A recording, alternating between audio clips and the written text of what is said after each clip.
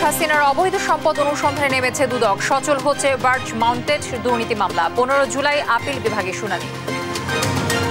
সাম্য হত্যার বিচার দাবিতে ঢাকা বিশ্ববিদ্যালয় শিক্ষক শিক্ষার্থীদের বিক্ষোভ।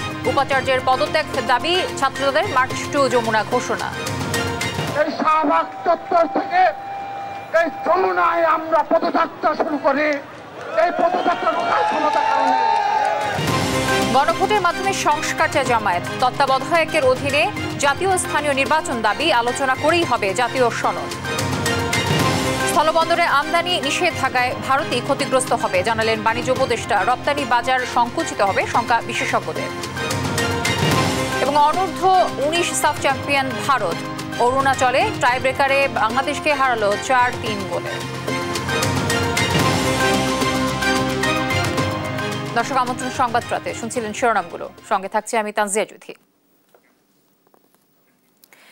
দেশ 1.5 দশক পর ক্ষমতাচ্যুত প্রধানমন্ত্রী শেখ হাসিনার বিরুদ্ধে বার্চ মাউন্টেড দুর্নীতি মামলা সচলের উদ্যোগ নিয়েছে দুর্নীতি দমন কমিশন।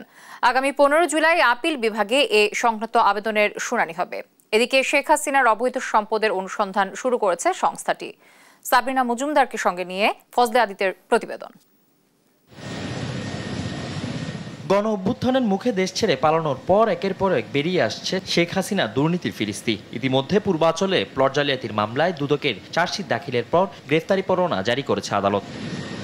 এবার শেখ হাসিনার অবৈধ সম্পদ অনুসন্ধানে নেমেছে দুদক। এখন অনুসন্ধানকারী দল সম্পদ বিবরণী জমার নোটিশ জারিসহ তার স্থাবর অস্থাবর সম্পদের হিসাব খতিয়ে দেখবে। মৌলভীবাজারে গণশুনানিতে দুদক চেয়ারম্যান আব্দুল মোনেম বলেন, শেখ হাসিনা ও তার পরিবারের বিরুদ্ধে দুর্নীতির মামলা সহ বেশ কয়েকটি অভিযোগের বিষয়ে অনুসন্ধান চলছে। নির্বাচনের সময় তিনি যে সম্পদ বিবরণী দিয়েছেন, তার ট্যাক্সেশনের ট্যাক্স রিটার্নে যে সম্পদ বিবরণী দেওয়া হয়েছে এবং আমরা যা পেয়েছি তার মধ্যে আমরা তুলনামূলক পরীক্ষা করে দেখছি যে তাতে সম্পদের পরিমাণ অনেকাংশে গোপন করা হয়েছে। কাজে সেগুলি আমরা মনে করছি একসময় এগুলি মামলা মোকদ্দমার দিকে এগোবে এবং আমরা সেভাবে এগিয়ে যাব। সাবেক প্রধানমন্ত্রী, তার সন্তান এবং তার ভগ্নী এবং তার সন্তান, তাদের বিরুদ্ধে মামলা দায়ের করা হয়েছে এবং আরো একটি বা দুটি মামলা অনুসন্ধানাধীন রয়েছে। এদিকে 2007 সালে 111-এর সময় করা বার্জ মাউন্টেন বা ভাসমান বিদ্যুৎ কেন্দ্র স্থাপনে শেখ হাসিনা সহ 6 জনের বিরুদ্ধে করা দুর্নীতির মামলা সচলের উদ্যোগ নিয়েছে দুদক। 2010 সালে শেখ হাসিনা ক্ষমতা থাকাকালে মামলাটি অবৈধ ঘোষণা করে হাইকোর্ট। রোববার দুদকের আইনজীবীর আবেদনের প্রেক্ষিতে বিচারপতি আশরাফুল ইসলামের নেতৃত্বে আপিল বিভাগ শুনানির জন্য আগামী 15 জুলাই দিন ধার্য করেন। মামলাটা 2007 সালে হাইকোর্ট ডিভিশন কোয়াশ করে দেয়, অর্থাৎ বাতিল করে দেয়। 2010 সালে এই রায়টা হয়। এই রায়টার বিপক্ষে আমরা এখন করেছে এটা লিভ পিটিশন ফাইল করেছে। এটা আজকে ফিক্স ছিল কোর্টে আজকে 26 নম্বর আইটেম ছিল।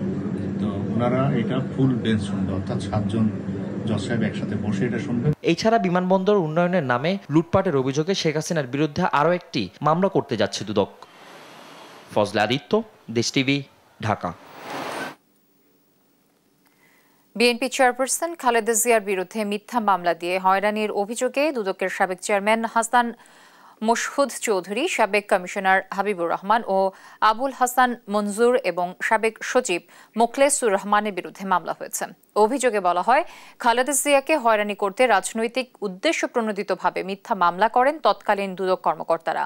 মামলার আইনজীবী হোসেন আলী খান হাসান বলেন, সরকারি ক্ষমতার অপব্যবহার করে রাজনৈতিক প্রতিপক্ষকে হয়রানি করতে এমন পদক্ষেপ নেওয়া হয় যা আইনের পরিপন্থী।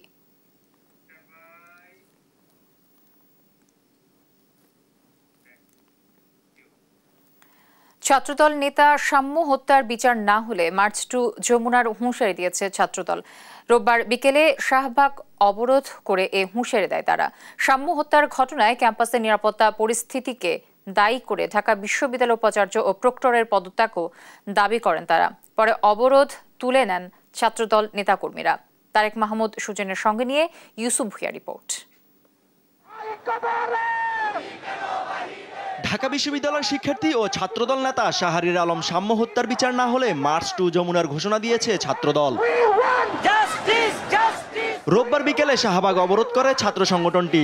পরে এমন হুঁশিয়ারি দেন ছাত্রদল নেতারা। সেখানে তারা বিচার বিচার বিচার চাই, সাম্য হত্যার বিচার চাই সহ বিভিন্ন প্রতিবাদী স্লোগান দেন। সাম্য হত্যার ঘটনায় ক্যাম্পাসের নিরাপত্তা পরিস্থিতিকে দায়ী করে ঢাকা বিশ্ববিদ্যালয়ের উপাচার্য ও প্রক্টরের পদত্যাগ দাবি করেন তারা। যারা দোষী তাদের আইনের আওতায় এনে দ্রুত বিচারের দাবি জানাচ্ছি। মূল আসামি যারা তাদেরকে অন্তরালে রাখা হয়েছে, কি কারণে রাখা হয়েছে প্রশাসনের এই ব্যর্থতা আমরা মেনে নিতে পারতেছি না। সাম্য হত্যার সাথে যারা জড়িত তাদের প্রকাশ্যে এনে বিচার করতে হবে। দ্রুত অপরাধীদের গ্রেপ্তার না করলে কঠোর কর্মসূচির হুঁশিয়ারি দেন ছাত্রদলের কেন্দ্রীয় সভাপতি রাকিবুল ইসলাম রাকিব। ছাত্রদলের যাত্রা হবে যমুনায় এবং আমরা আমাদের দাবিটা আদায় করে বাসায় ফিরবো। শাহবাগ চত্বর থেকে এই যমুনায় আমরা পদযাত্রা শুরু করি। এই পদযাত্রা রোখার ক্ষমতা কারণে ছাত্রদলের নেতাকর্মীদের টার্গেট করে হত্যা করা হচ্ছে বলে অভিযোগ করেন ছাত্রদল সাধারণ সম্পাদক নাসির উদ্দিন নাসির। 5 আগস্টের পরবর্তী সময়ে বাংলাদেশ জাতীয়তাবাদী ছাত্রদলের নেতাকর্মীদেরকে টার্গেট করে বিভিন্ন জায়গায় হত্যাকাণ্ডের শিকার হতে হয়েছে। দ্রুত সময়ের মধ্যে যদি সাম্যের হত্যাকারীদেরকে, প্রকৃত হত্যাকারীদেরকে যদি গ্রেফতার না করা হয় তাহলে বাংলাদেশের প্রতিটি শিক্ষাঙ্গনে বাংলাদেশ জাতীয়তাবাদী ছাত্রদল অবস্থান গ্রহণ করবে।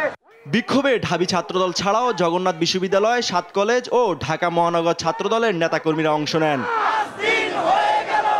ইউসুফ ভুঁইয়া, দেশ টিভি, ঢাকা। গণভোটের মাধ্যমে সংস্কার চায় জামায়াতে ইসলামী। সেই সঙ্গে তত্ত্বাবধায়ক সরকারের অধীনে জাতীয় ও স্থানীয় নির্বাচনও চায় দলটি। জাতীয় ঐকমত্য কমিশনের সঙ্গে বৈঠকে সব প্রস্তাবনা তুলে ধরেন দলটির নেতারা।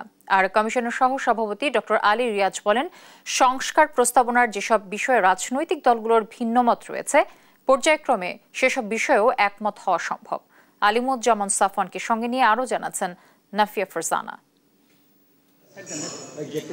সংস্কার প্রশ্নে ঐক্যমত্য তৈরির লক্ষ্যে জামায়াতে ইসলামীর সঙ্গে আবারও আলোচনায় বসে জাতীয় ঐক্যমত্য কমিশন। রোববার সকাল থেকে জাতীয় সংসদের এলডি হলে দলটির সঙ্গে কমিশনের এ আলোচনা শুরু হয়। ঐক্যমত্য কমিশনের সহসভাপতি ডক্টর আলী রিয়াজ বলেন, সংস্কার নিয়ে রাজনৈতিক দলগুলোর যেসব বিষয়ে ভিন্নমত রয়েছে সেসবেও ঐক্যমত্যে পৌঁছানো সম্ভব। আমরা বিশ্বাস করি যে সমস্ত জায়গায় মতো ভিন্নতা আছে, ভিন্নমত আছে, ঐকমত্য তৈরি হচ্ছে না, সেগুলোর ব্যাপারেও আমরা অগ্রসর হতে পারবো। ভোটের সুস্পষ্ট টাইমলাইন না থাকায় রাজনৈতিক দলগুলোর ভেতর অস্থিরতা দেখা যাচ্ছে বলে মন্তব্য করেছেন জামায়াতের নায়েবে আমির ডাক্তার সৈয়দ আব্দুল্লাহ মোহাম্মদ তাহের। আমরা দেখছি যে নির্বাচনের ব্যাপারে খুবই সুস্পষ্ট একটি টাইমলাইন না থাকার কারণে রাজনৈতিক দলগুলোর ভিতরেও নানা রকম অস্থিরতা কাজ করছে। বৈঠক শেষে দলীয় স্বার্থের বাইরে গিয়ে জনগণের স্বার্থ বিবেচনায় নিয়ে পরিবর্তনের প্রস্তাব করেছে জামায়াত বলে জানান ডক্টর সৈয়দ আব্দুল্লাহ মোহাম্মদ তাহের। সংকীর্ণ কোনো রাজনৈতিক দৃষ্টিভঙ্গি এবং কোনো সুবিধাবাদী চিন্তার ভিত্তিতে আমরা কাজ করব না।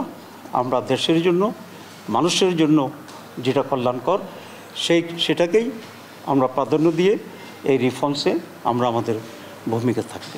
মানবতা বিরোধী অপরাধে অভিযুক্ত ব্যক্তি নির্বাচনে অংশগ্রহণ ও বাংলাদেশকে 4টি প্রদেশে বিভক্ত করার বিরোধিতাও করে জামায়াত। যারা মানবতা বিরোধী অপরাধ করেছে তাদের বিরুদ্ধে প্রসিডিং শুরু হলে, চার্জশিট যদি হয়ে যায়, তখন তারা দাঁড় করাতে পারবে না। তাদের একটা প্রস্তাব ছিল যে বাংলাদেশকে 4টি প্রদেশে বিভক্ত করা। আমরা এটার সাথে দ্বিমত পোষণ করেছি। আলিমুজ্জামান সাফওয়ান, দেশ টিভি, ঢাকা। বাংলাদেশ আদৌ গণতান্ত্রিক প্রক্রিয়ায় যাবে কিনা তা নিয়ে শঙ্কা জানিয়েছেন বিএনপির স্থায়ী কমিটির সদস্য আমির খসরু মাহমুদ চৌধুরী।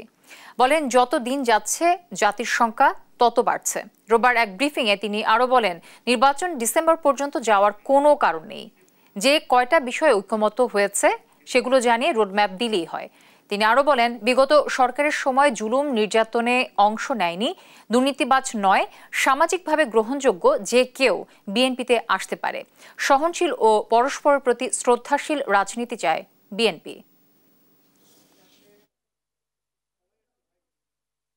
এটা একটা ট্রানজিশন গভর্নমেন্ট, এটা একটা স্টপ গ্যাপ গভর্নমেন্ট, যাদের মূল দায়িত্ব ছিল গণতন্ত্রের পথে দেশকে ফিরিয়ে দেওয়ার জন্য সমস্ত ব্যবস্থার মাধ্যমে, নির্বাচনের মাধ্যমে একটি গণতান্ত্রিক সরকারকে তাদের শান্তিপূর্ণভাবে ক্ষমতা হস্তান্তর করা।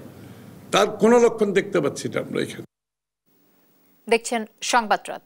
স্থলবন্দর দিয়ে বাংলাদেশ থেকে তৈরি পোশাক, প্রক্রিয়াজাত খাদ্যপণ্য সহ অন্তত 7 ধরনের পণ্য আমদানিতে নিষেধাজ্ঞা জারির সিদ্ধান্তে ভারতের ব্যবসায়ীরাও ক্ষতিগ্রস্ত হবে বলে মন্তব্য করেছেন বাণিজ্য উপদেষ্টা শেখ বশির উদ্দিন। রোববার সচিবালয়ে দ্বিপক্ষীয় বাণিজ্যে ভারতের পাল্লা ভারী উল্লেখ করে ভারতের সঙ্গে বিষয়টি নিয়ে আলোচনার কথা জানান তিনি। ভারতের পদক্ষেপের বিষয়ে এখনও অফিসিয়ালি কিছু জানানো হয়নি বলেও জানান তিনি। সমস্যা সমাধানে উভয় পক্ষ আলোচনার মাধ্যমে উপযুক্ত সিদ্ধান্তে পৌঁছানোর আশাও ব্যক্ত করেন তিনি। শনিবার স্থলবন্দর দিয়ে বাংলাদেশ থেকে তৈরি পোশাক, প্রক্রিয়াজাত খাদ্যপণ্য সহ অন্তত 7 ধরনের পণ্য আমদানিতে নতুন নিষেধাজ্ঞা জারি করে ভারত। আমাদের আখাউড়া বা ডাউকি সীমান্ত ভিত্তিক কিছু সিদ্ধান্ত ওনারা নিয়েছেন। আমরা ফর্মালি জানার পরেই ব্যাপারগুলো নিয়ে পদক্ষেপ নিতে পারবো, বা আমাদের বিশ্লেষণগুলো চলছে। সরকারের বিভিন্ন সংস্থা জিনিসগুলোকে উপলব্ধি করার চেষ্টা করছে এবং তার পরিপ্রেক্ষিতে আমরা আমাদের করণীয় গুলো আমরা নির্দিষ্ট করব। বাংলাদেশ থেকে স্থলবন্দর দিয়ে প্রক্রিয়াজাত খাদ্যপণ্য, পোশাক সহ প্রায় 7 ধরনের পণ্য আমদানিতে নিষেধাজ্ঞা আরোপ করেছে ভারত। এতে বাধাগ্রস্ত হবে ভারতে বাংলাদেশের প্রক্রিয়াজাত খাদ্যপণ্য রপ্তানি। অর্থনীতিবিদরা বলছেন, নিষেধাজ্ঞার ফলে ভারতে পণ্য রপ্তানি করতে বাংলাদেশের সময় খরচ দুটোই বাড়বে। সাদ আহমেদের রিপোর্ট। বাংলাদেশ থেকে 3 দশকেরও বেশি সময় ধরে প্রক্রিয়াজাত খাদ্যপণ্য রপ্তানি হচ্ছে ভারতে। বাংলাদেশের প্রক্রিয়াজাত খাদ্যপণ্যের অন্যতম বড় বাজার ভারত। ভারতের মূল ভূখণ্ডের পাশাপাশি উত্তর পূর্বাঞ্চলের রাজ্যগুলোতেও বড় বাজার রয়েছে বাংলাদেশি খাদ্যপণ্যের। ভারতের শিল্প ও বাণিজ্য মন্ত্রণালয়ের তথ্য বলছে, 2023-24 অর্থ বছরে দেশটির শীর্ষ 10 রপ্তানি গন্তব্যের 8 নম্বরে ছিল বাংলাদেশ। মোট রপ্তানি আয়ের 2.55% এসেছে বাংলাদেশ থেকে। এছাড়া বাংলাদেশি পণ্যের শীর্ষ 10 রপ্তানি গন্তব্যের মধ্যে ভারত একটি।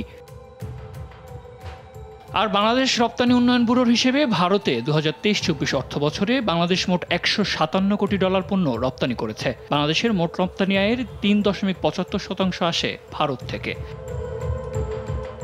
তবে বাংলাদেশ থেকে স্থলবন্দর দিয়ে প্রক্রিয়াজাত খাদ্যপণ্য, পোশাক সহ প্রায় 7 ধরনের পণ্য আমদানিতে নিষেধাজ্ঞা আরোপ করেছে ভারত। এতে মারাত্মকভাবে বাধাগ্রস্ত হবে ভারত বাংলাদেশের প্রক্রিয়াজাত খাদ্যপণ্য রপ্তানি। অর্থনীতিবিদ ডক্টর মাহফুজ কবির বলছেন, সম্প্রতি এমন নিষেধাজ্ঞায় পণ্য রপ্তানি করতে বাংলাদেশের সময় খরচ দুটোই বাড়বে, সেই সঙ্গে সংকুচিত হবে রপ্তানি বাজার। একটা বড় সমস্যা হচ্ছে যে নর্থ ইস্টে আমাদের বেশ কিছু পণ্যের একটা ভালো চাহিদা রয়েছে। এই উত্তর পূর্বাঞ্চলীয় যে রাজ্যগুলো আছে সেই ক্ষেত্রে আমাদের একটা বড় সমস্যা হবে। তার কারণ আমাদের এই পণ্যগুলো প্রথমে হচ্ছে এই কলকাতা পোর্টে আসতে হবে এবং কলকাতা পোর্ট দিয়ে হচ্ছে সেখানে খালাস হয়ে চিকেন নেক হয়ে ঘুরে যেতে অনেক সময় লাগবে, এবং একই সঙ্গে এই যে পণ্য পরিবহন সেটার খরচটা অনেক বেশি হবে, যার ফলে এই যে নর্থ ইস্টের যে বাজার সেটা আমাদের জন্য সংকুচিত হয়ে যাওয়ার একটা যথেষ্ট সম্ভাবনা আছে। তার কারণ এই ক্ষেত্রে তখন ভারতে উৎপাদিত যে পণ্য সেই পণ্যের সাথে বাংলাদেশের এই পণ্যগুলো প্রতিযোগিতা করতে পারবে না। আর পোশাক শিল্প মালিকদের সংগঠন BKME এর সভাপতি মোহাম্মদ হাতেম বলছেন, পোশাক রপ্তানিতে তেমন প্রভাব না পড়লেও প্রক্রিয়াজাত খাদ্যপণ্য রপ্তানিতে বড় প্রভাব ফেলবে এই নিষেধাজ্ঞা। পোশাকের রপ্তানিতে খুব একটা এটা ইফেক্ট খুব একটা পড়বে না, কারণ পোশাক রপ্তানি টোটাল $1 বিলিয়ন যে রপ্তানি ভারতে হয় তার একটা অংশ স্থলপথ দিয়ে যায়।